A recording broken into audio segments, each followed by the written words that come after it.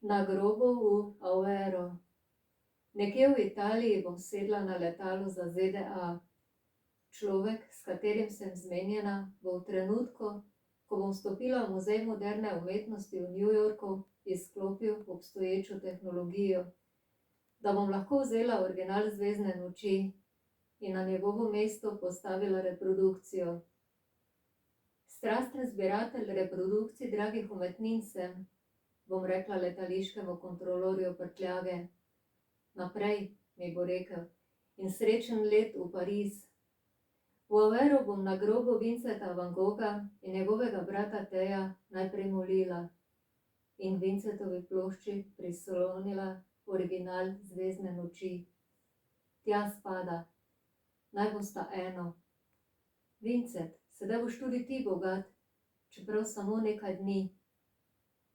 Šotorila bom za obzidjem pokopališča in nekaj dni jedla samo iz konzerv in pila iz plastenk. Že prvi dan bo začelo deževati, ne bom zavarovala slike. Bršljan na grobu bo podrhtaval od kapelj, listi se bodo priklanjali in ravnali in zopet priklanjali. Po 5. dnevu dežja bodo iz slike izginile skoraj vse barve. Robovi in kakšna lisa bodo edini pričevalci, da je nad tem, kar se je prikazalo sedaj, prej bilo nekaj drugega. Previdno bom odstranila okvir in za platnom odkrila še eno platno.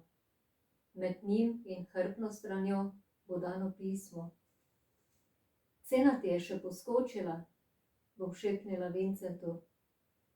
Sporočila slike ne bom razumela in ne jezika, v katerem je napisano pismo. Slutila bom, da gre za največje odkritje v delovanju vesolja. Original Zvezdne noči, ki ga takrat ne bo več, sem nameravala odnesti v njegov muzej v Amsterdamu, kjer že ves čas visi reprodukcija iste slike, in se ustaviti še v Zundertu, kjer je bil rojen. Ne, bom kričala, tu sta torej skrita platno in pismo, zaradi česar so ga ustrelili. Besnela bom po Aveiru. Ne! Hijene se ne bodo okoristile z njegovim odkritjem. Nihče ne bo nase lepil zaslug človeka, ki je živel v stiski, kot maloštevilni do takrat. Naj dež spere še tisto drugo platno. Naj veter odnese pismo.